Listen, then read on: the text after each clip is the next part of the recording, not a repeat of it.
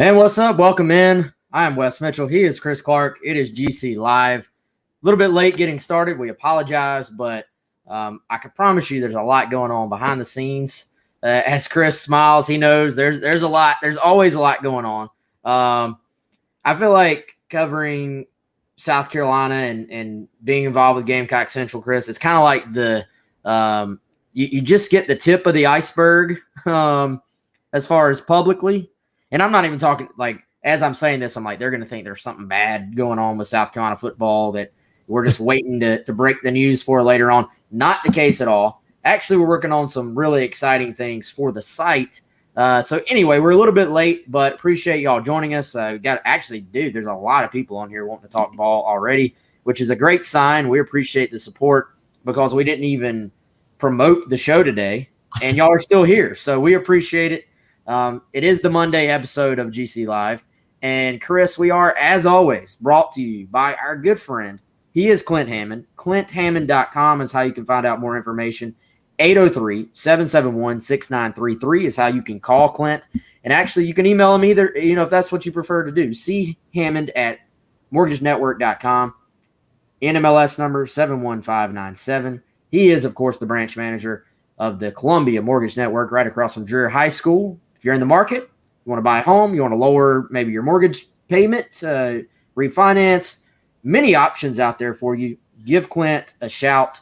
Tell him that Gamecock Central sent you, and he'll probably talk some Gamecock football with you as well, which is what we're going to talk about here today.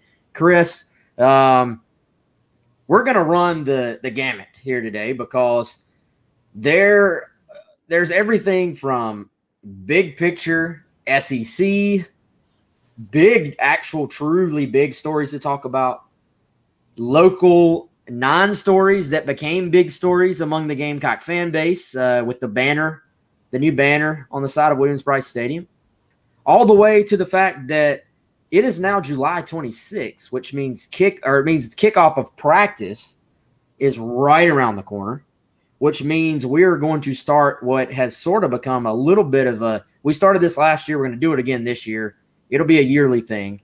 Our position by position breakdown of the South Carolina roster, where it is currently, where it's going, what it needs to be. And today we will start with quarterbacks, which is what we're going to get to a little bit later on. So each show, we're just going to pick a position and we'll we'll give our thoughts on that position moving forward. Chris, what's up? Woo, a lot going on.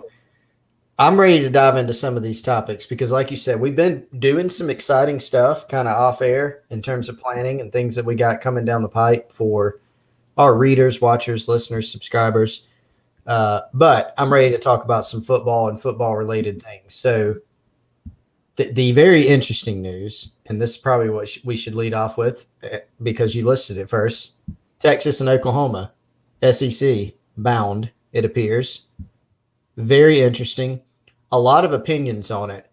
Actually had the guys from Orange Bloods reached out to us at Gamecock Central and kind of asked, they posed a very funny question, Wes, and it was, what is the fan base's opinion at South Carolina of Texas and Oklahoma joining the SEC? My response was, this is going to shock you, but it's kind of split. There's some differing opinions on Texas and Oklahoma potentially joining. This was a few days ago. But obviously, just like anything, that nowadays you can't say, right now, beautiful sky outside, I can see through my window. If I said the sky is blue, instantly in the comments, some people would say, actually, no.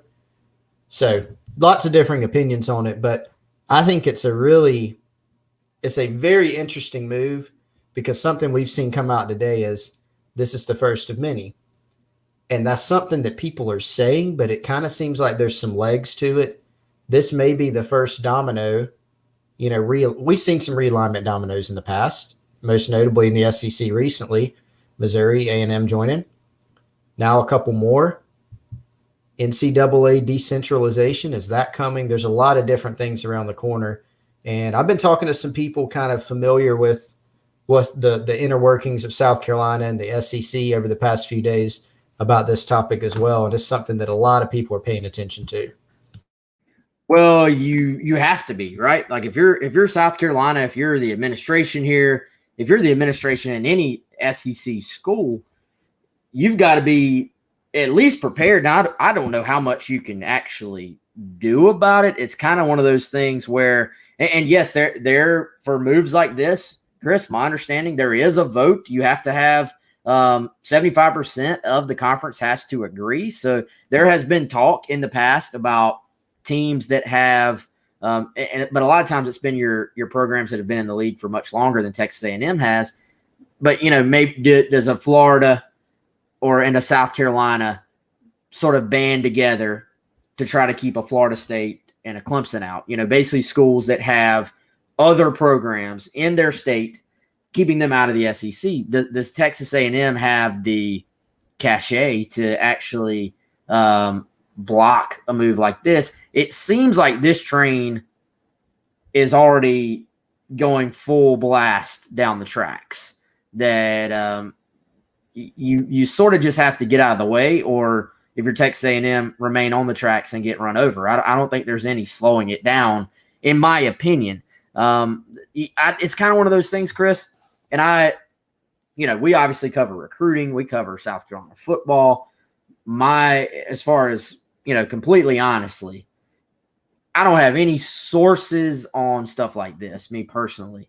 So when I talk about this stuff, I'm speculating and I'm going off of reading what I've heard from other people that are very tied into the national landscape. But I just tend to think you don't announce you're leaving if it's not already pretty close to being locked in where you're going, right? Like I know some people have said, well, other conferences have been interested in Texas and Oklahoma as well, but I don't really see you making an announcement, a joint announcement at that, hey, we're out, without having a feel for what's next. Yeah, it's a great point. And there's been a lot of talk that this has been a lot longer in the making than, it came out of nowhere, when it was first reported. And it makes sense. In hindsight, you can sit back and say, okay, that makes a lot of sense as to why this would happen on both sides, right? But nonetheless, it wasn't something where it kind of percolated for a long time. It's just kind of, boom, there it is. And now the wheels are in motion for it to happen. And so you're right, man. That has been one of the kind of, I don't know if it's been reported more than a rumor stage now. It's something that I did hear a few days ago, that once other conferences got wind of the possibility of Texas and Oklahoma wanting to leave the Big 12, specifically for the SEC, that there was some other outreach or channel, communications trying to gauge the possibility of getting those two into other conferences. But like we've been talking about, everything points to those joining the SEC. And to go to a point here, I want to hit on something you mentioned. This is way different for South. Let's talk about it from a South Carolina standpoint, okay? Because we're a Gamecock-oriented show here. We're not really as concerned about what Alabama thinks of it or something like that. Some people have said, why would South Carolina be okay with this? Why would they not want to block it? Why would a school like Missouri or Kentucky, be okay with it? And I think I've asked that very question to some people, just kind of trying to solicit some answers. And one part of it is this, the SEC is already a very powerful league. Okay. And Texas and Oklahoma getting those markets, getting that money, getting that fan base, expanding further west, it gives you more power as a conference. You got more teams, you got bigger teams. That means more money coming into the conference. South Carolina is thus a beneficiary of that money. What was the distribution split in a typical year, Wes? I think $49 million the University of South Carolina received from the Southeastern Conference. Mm-hmm. You stand to get more now. As power consolidates, we've seen this power consolidation among conferences. We got the Power Five now. The NCAA, even Mark Emmert is talking about decentralization of the NCAA. So if things become more independent and power is consolidated more among these big conferences, the SEC is continuing to make moves that's going to poise them to be the big dog, whatever that ends up meaning, right? And so you want to be part of that. For South Carolina, strengthening the SEC when the ACC and some other conferences are perceived as having slipped in the back half, that's a good thing for you. In addition to just making it more compelling, more interesting. I think, Wes, a lot of people are making the point, and it's a good point, that this makes it even more, potentially even more difficult, like to compete. It's already really hard to win the conference, right? So if you're South Carolina, I think you're more concerned from a playing standpoint about moving up to where you can be positioned to pass Missouri or Kentucky. Then you can worry about those at the top, say if Alabama moves over to the East. There's no need right here in 2021 to be overly concerned about that. But this is a move that is viewed as being good for the SEC, and South Carolina, from what I've picked up, views it as being good for them by proxy. Yeah, and I think there's going to be two sides to this, and that's, as you said, man, from a financial standpoint, no question whatsoever that this is going to be a good thing for every program involved. And the thing about the SEC is, you can say whatever you want about Alabama getting, we joke about Alabama getting some preferential treatment and stuff like that as far as decisions from within the conference. But as far as the finances go, purely from a money standpoint, it's split, right? Everybody gets an even piece of the pie. The pie is going to get much bigger. Now you're going to have two more splits of the pie, but two more pieces in there. But the pie is going to continue to get bigger. And I think from a competitive standpoint, I think we're headed, Chris, ultimately this whole idea of the pods system, I think we got to get a better name. And I know people are saying pods because they are trying to distinguish it from two divisions, but we have divisions in the NFL. We have divisions in Major League Baseball. Just because there's four of them among the SEC, they can still be divisions, in my opinion. Anyway, it's here nor there. I think we have to go to pods or smaller divisions, Chris, because that actually gives teams a greater opportunity to win a division, to win a pod, to hang a banner, which we'll talk about hanging banners later on in the show. But that there, I think if you just had this situation where you had 16 teams and 8 teams per division, then 7 teams every year are going to have nothing, or like their fan bases are going to feel like we did nothing. We didn't accomplish anything, because we know how the SEC works, right? Like if you're not first, you're last is the way a lot of these fan bases think. That's actually bad for business, and you're going to be firing a ton of coaches because the expectations of winning for all these guys is already over the top. Mm-hmm. It gets even worse when you add in 2 teams. You add in one team that could potentially come in and win one of those divisions year one, and in Oklahoma is what I'm saying. And you add Texas, which is going to have the resources. They're not. I mean, Texas as a team right now, not even that impressive. But Texas as a program, as far as resources go, they're going to have the resources to come in and win. And their head coach is coming over from the SEC. He's seen the landscape of the SEC. My point being, you can't just have 2 winners as far as divisions go and 14 losers every single year in this conference. I think the trade-off is that you go to 4 divisions. Right now, in this scenario, it would be 4 teams in each division. Now you've got, if you're South Carolina and you start sort of getting on the up and up, you have an attainable goal in there. And ultimately, Chris, I think we're headed towards the true, what was rumored a decade ago, the true super conferences, where you're talking about 20 teams in each conference. And the conferences become more like the AFC and the NFC, as opposed to, anything we've seen in college football, where it's almost like an NFL style deal. But if you have 5, that way you have 5 teams in each division, which is a little bit more what we're used to, like in Major League Baseball. But it's still winnable for each team. And I think this will have ramifications for what the college football playoff looks like as well, Chris.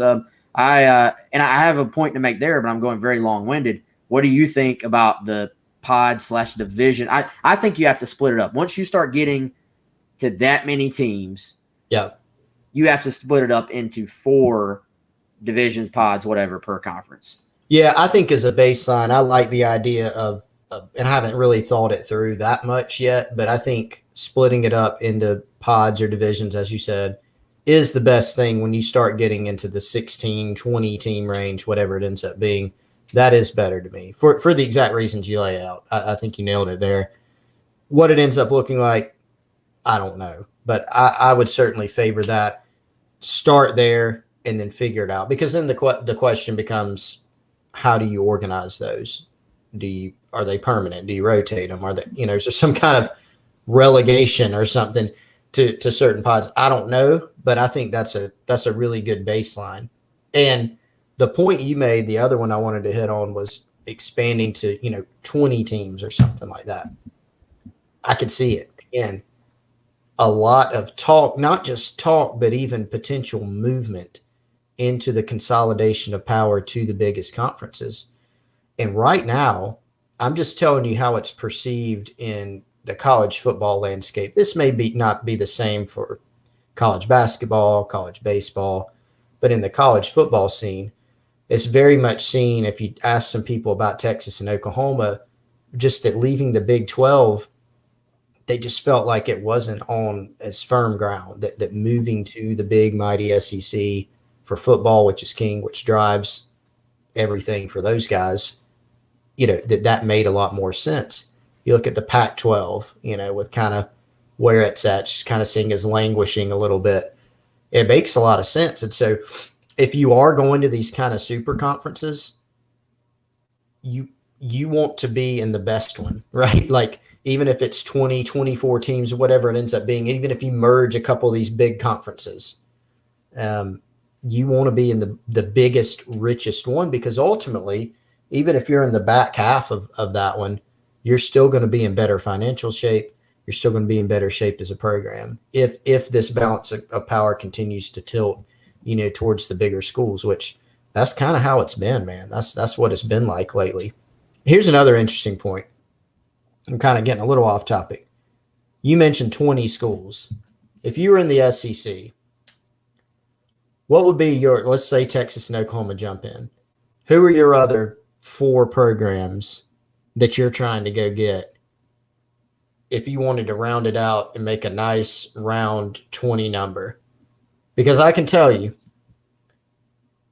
when the late Mike Slive was the commissioner of the SEC, one thing that I was told was that he, for years, had eyed trying, before all this expansion stuff, he wanted to go get North Carolina and Duke, which I think would have been fascinating.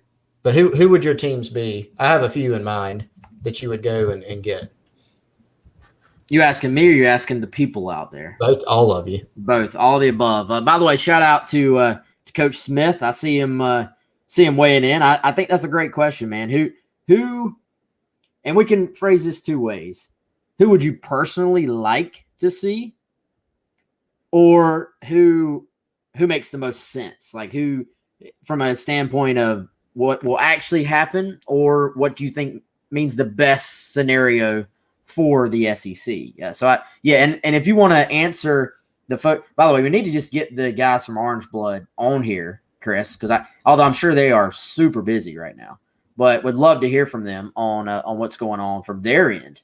But yes, I think there's a lot of teams that make sense. I would love to hear in the chat right now who y'all think makes sense.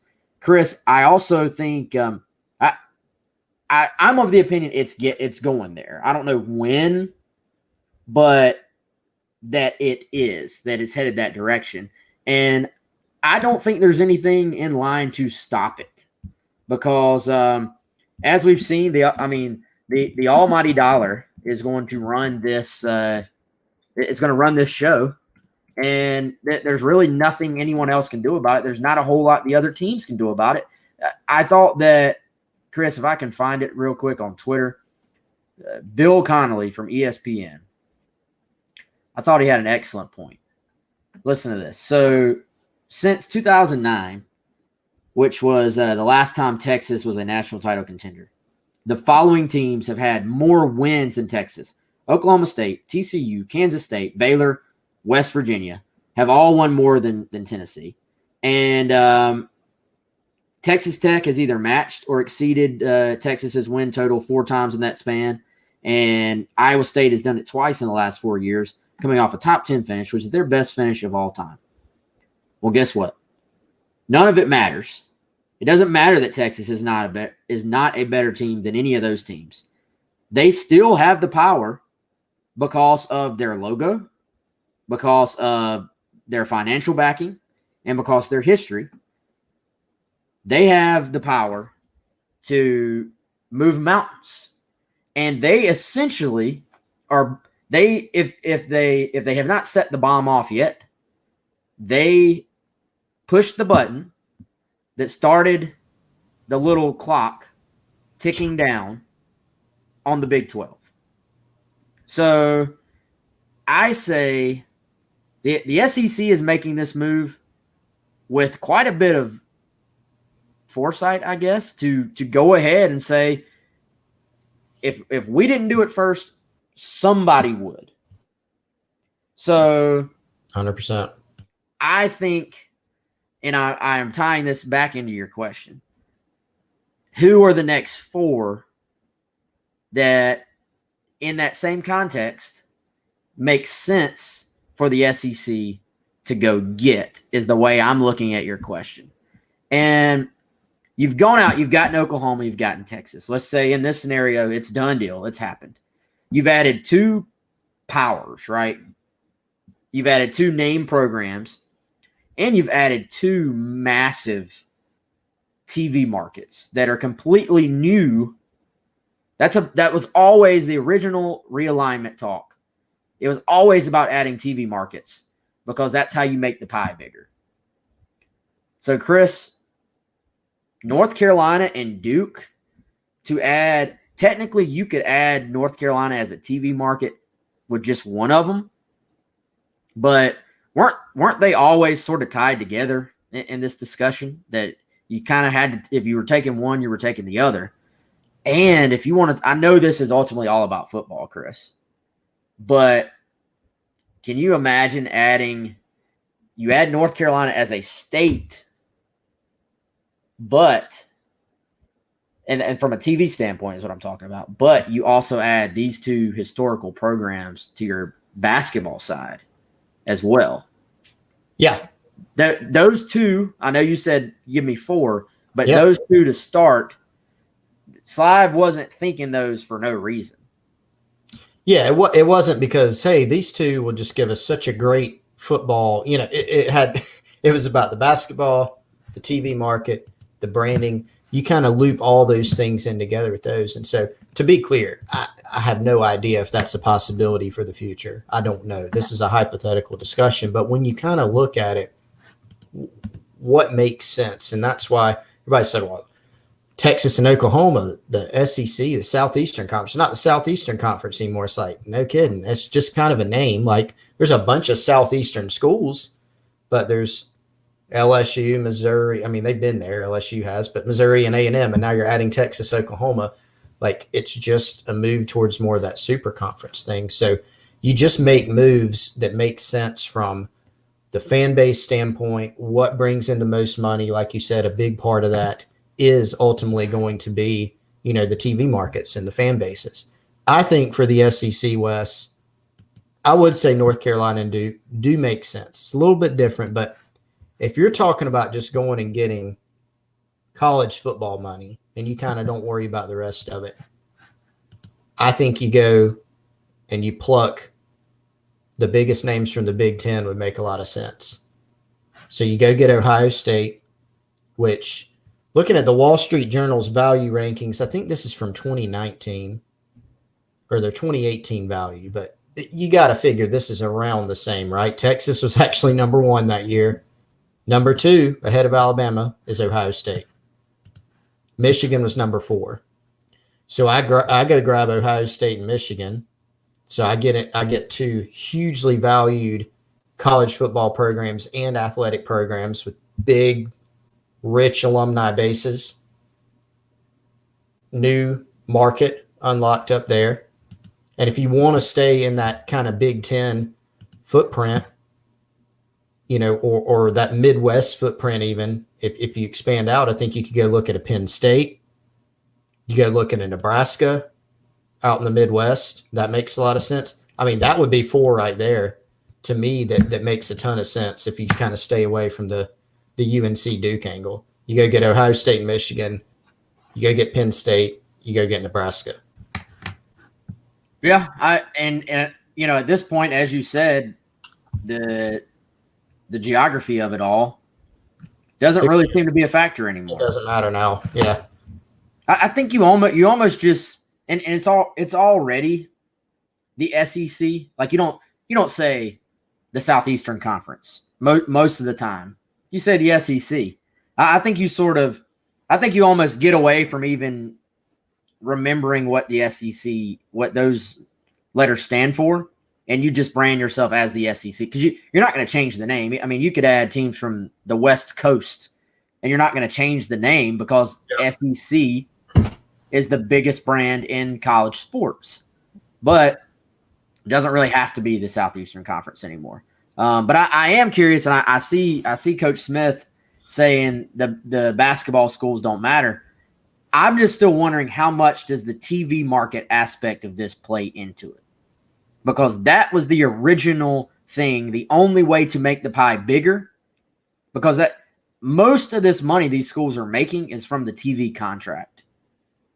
The only way to renegotiate the TV contract is to bring new markets. And obviously Duke and North Carolina, although I will say this, North Carolina as a football brand actually is on the rise. And I'll tell you what, man, if I'm South Carolina, I don't want UNC because they're already a pain in South Carolina's on everything they're trying to do recruiting-wise in the Carolinas. They're already a pain. Give them the SEC backing with what they're doing in recruiting already because they've established their brand, at least in the Carolinas, very well under Mac Brown.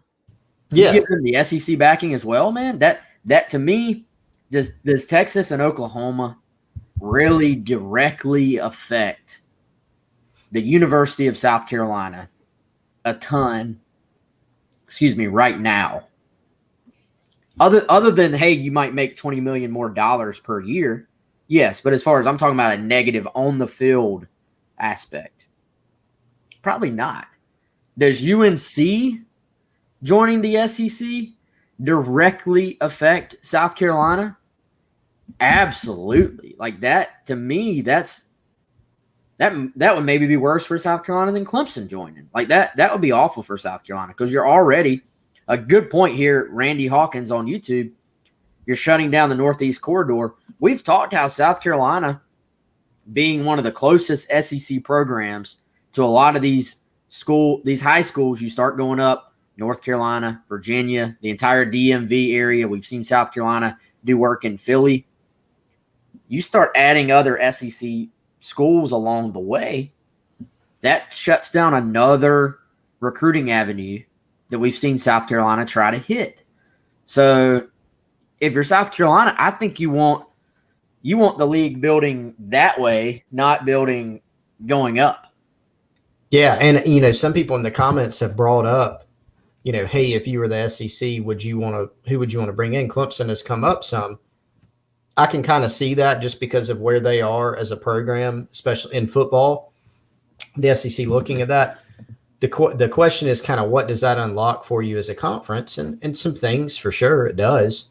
It's different than bringing in a Texas and Oklahoma from, the TV market and the westward expansion. It's obviously a lot different. But that's the one where if we're going to talk about things that South Carolina or other programs in the conference wouldn't want, that's one where I could see other people in the conference, and particularly South Carolina, going, no thanks. I can think of several in the conference that would not be super thrilled about the idea of Clemson now getting SEC backing for football. I could see that with South Carolina for sure. I could see it with Georgia, Florida, Tennessee, several others. And a lot of that has having to do with recruiting. And right now you need what, 4? You need 4 no's to block a school. I think that's right. I think it's 75%. Now the bigger you get, if Right. what I read was correct, Chris, it's not a specific number of schools. The number is 75%. So the bigger you get as a conference, you need the bigger you get as a conference, the more teams you would need in order to block something from happening. So the bigger you get as a conference, the less say you actually, the less you matter as a program, but the more money you get.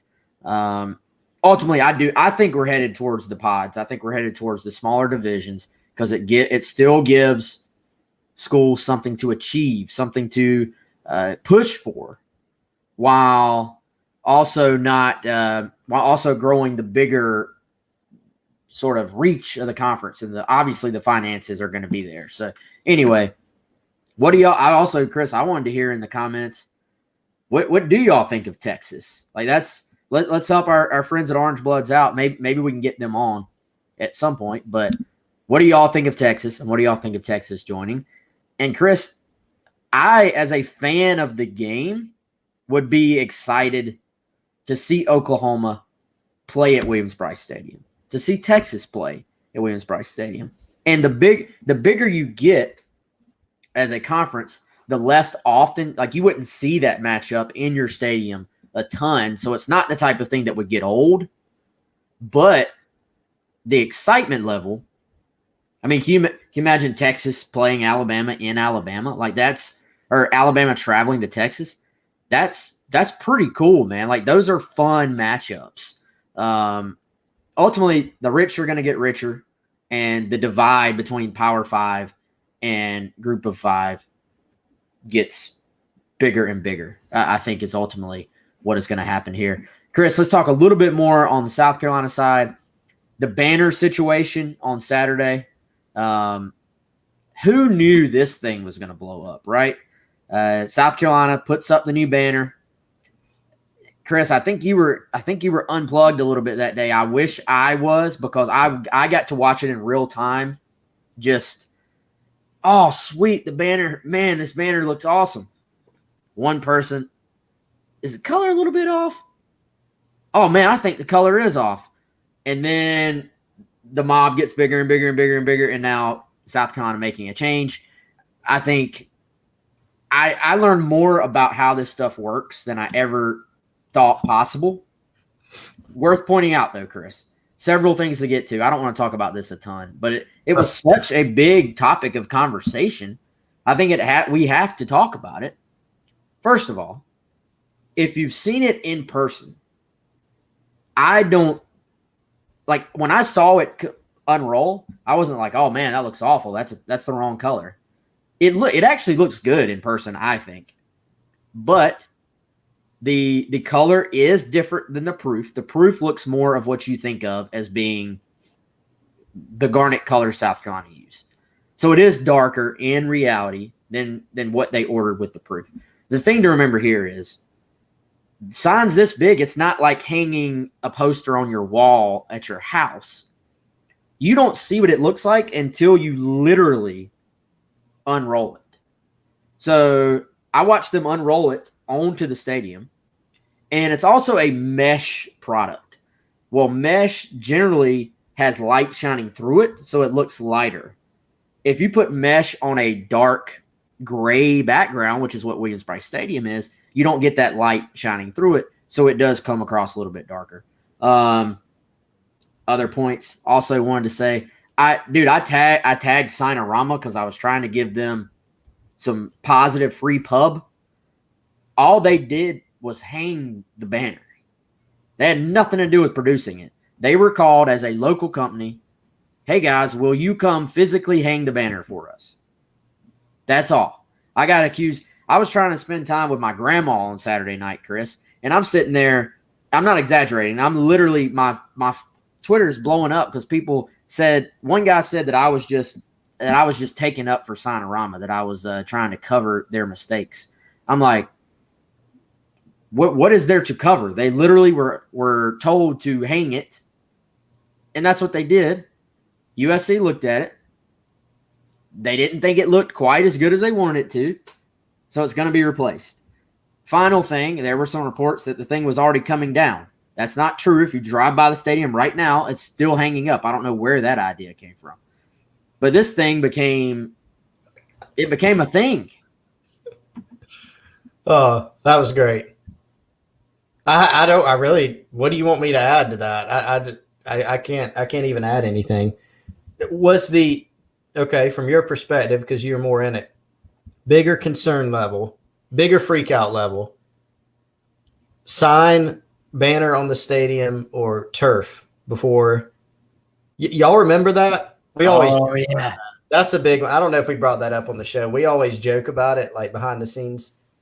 Y'all remember when they were going to have a concert, and it was either right before a game or right before the spring game, something like that. No, it was before kickoff. Like it was before kickoff, right? Yeah.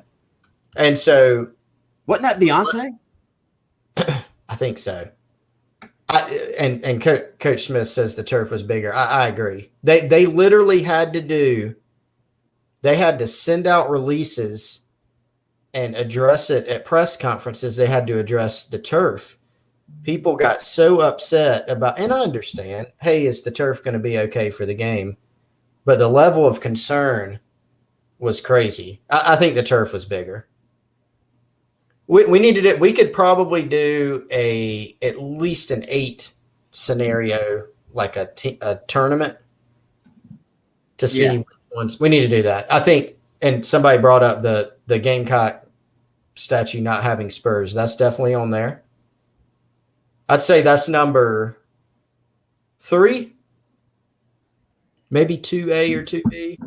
Turf is number 1. I don't know if that one will ever be topped.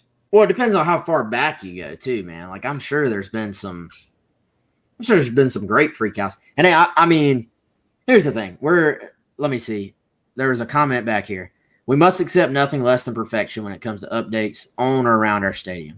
Let's see. Bryce, props to the university for hearing the concern, acting quickly. Miss Lynn, banner will fade after time in the sun. There's one more. Got to do the little things right. Aim small, miss small. I agree. Like I know we're poking fun, whatever. I get it. Here's the thing. I was talking to somebody that works for the university, and I was like, look, there are people on this app right now that are waiting, that are guessing what's going to be on that banner before it was unrolled. And there are people who are actually having discussions about what it should be. That tells you that people care. Like, you have a fan base that actually cares about the program. That it's not just they're not watching the game in the background while they do chores on Saturday. It matters in their life. So, dude, the fact that you texted me and said, hey, the banner's going up. And I went out there and I waited for it to come out and took a picture of it because I knew people wanted to see what the thing looked like.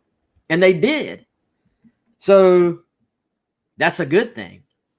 But also, if the shade is off on the banner, you're going to hear about it. Yeah, it's going to happen. So, but you have to give South Carolina credit. I agree with that other comment. They're fixing it too. Yeah. People they weren't completely happy with it. They're fixing it. There's probably some South Carolina administrations many moons ago that would have just left the thing up. Yeah. So you're being heard is also a takeaway on this. So I get it. I love the fact that everybody cares this much, because that's why people like me and Chris have a job. It's because there are people that care that much. So yes, I am poking fun a little bit, but also I'm very thankful that people care about the banner that much, because it is. Beamer said from the beginning, the small things matter. So it does matter. But yeah, man, that the whole thing, funny. By the way, also I can confirm, I guess there's reports I've seen, or a report out there about the video board being updated. That was initially reported, I think, from the state that it was going to happen. That is going to happen before the first game. And I hear the new video board is going to be quite nice as far as the pixels and the clarity of it. And for those who don't know, that doesn't mean you have to, like when they initially built that board, they replaced the entire structure of the board. This, Chris, is literally like you're replacing the screen. It's like if you took your TV at home and just were able to replace the screen, because that screen was always built as, or bought, I should say, as being like a 10-year life cycle on those things. So I think y'all are going to be very, very happy with the new board when you see it for the first time, because I've heard from a couple of different people, man, that it's like going from HD to 4K as far as the clarity of this new screen. Yep. And in addition to that, Wes, some other things that, I don't know that we have full detail on as far as exactly the what it's going to look like, or some of those little intricacies, but, updates coming with stadium lighting, ribbon boards, those kind of things, right? And sometime in the near future. But we don't know, what that means exactly, as far as, some of the stuff's burnt out up top and you got to wait on that to come in. There's a lot of other little things that you might see in the stadium at some point, but the video board, obviously, I think we saw even a couple of times. When was that first put in? It was billed as the Beast board. I remember back in the day. That was 2012. 2012. So yeah, getting close to that 10-year cycle. Every now and then there were some little problems with it. So like you said, every indication is it's going to be, an upgrade in that regard. No doubt. So we'll keep you in the loop on all that. And we had a question earlier if we will be at the Welcome Home tour tonight. Gamecock Central will be there. We will not. I don't guess you're not going to be there, right, Chris? I know I'm not going to be there. Colin Taylor will be there. He'll be covering it for Gamecock Central. So go say what's up to Colin. I should be at the Thursday one in Charleston. I picked that one on purpose, by the way. So I'll be down there. If anybody that one's sold out apparently, but if you've already gotten tickets, if you see me, come say what's up. Would love to say hello. Chris, I planned on talking about one other thing, but everything else has gone very, very long. Recruiting is back open again.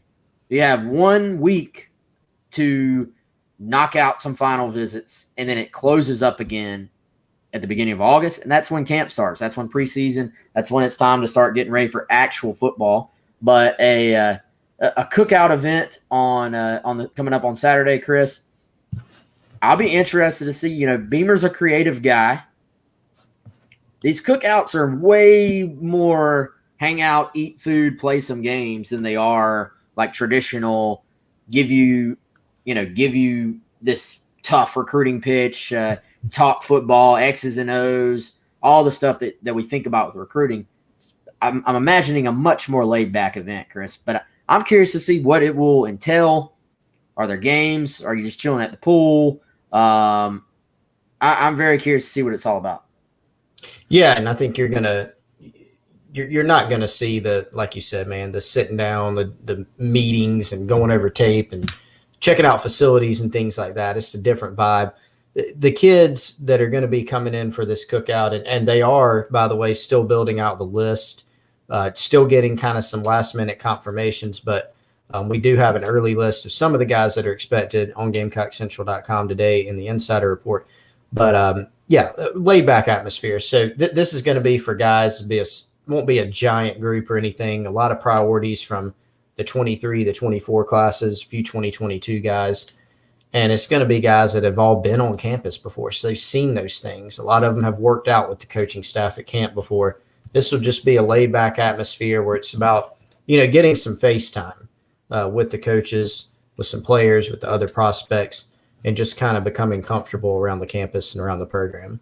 Yeah, shout out. I see one of our watchers right now, Chris, is Mr. John Sampson. So one person that has not seen campus yet that will be there for the first time will be Mr. Sampson and his son Landon, he is committed to South Carolina and is actually already committed, but has not seen everything yet. So that will be exciting for them. I wonder, and they're Texans. Hopefully, there's barbecue at this thing. Because I want to know who has the best barbecue, because I know how Texans are. They say the best barbecue is in Texas. South Carolinians say the best barbecue is here. So, and a lot of it's very different styles of barbecue. So that will be interesting. I'm hoping the Ultimate Tailgater, is there and is the guy that's doing the barbecue. Anyway, that's neither here nor there. Chris, also, I got to say, I've never been to a high school football game in Texas. I don't believe you have either. Nope. But now we have an excuse to make that happen this year. We do. We might have to see if we can make that happen. That would be a blast. I've always wanted to do it. So yeah, we'll have to make that. Hopefully, we can make that happen. Maybe get out there, watch the Texas A&M game, and go see some Texas football. What else we got, man? Anything else you think we need to hit? We're coming up on the 3:00 mark here as we record live. GC Live, again, brought to you by Clint Hammond. You got anything else on your mind, Chris? Not today, man. A lot going on. We can get back to it and get back possibly on Wednesday, see how the week goes. Until next time. Yep, until next time, everybody have a great week. We hope to talk to you soon. And appreciate y'all joining us. It was actually a very interactive show. Lots of people on here. Appreciate everybody that tuned in and became a part of the conversation. And if you're on the podcast, if you're listening later on, it's usually Monday, Wednesday, sometimes Friday. It's usually at 2:00. Sometimes we're late. During the season, it'll probably be 5 days a week. Much more to talk about then. And Chris, we didn't even get to our quarterback breakdown. So we will push that to Wednesday. We will break down each position, I promise, moving forward, starting with quarterbacks on Wednesday. For Chris, I'm Wes. This has been GC Live, and we'll see you next time.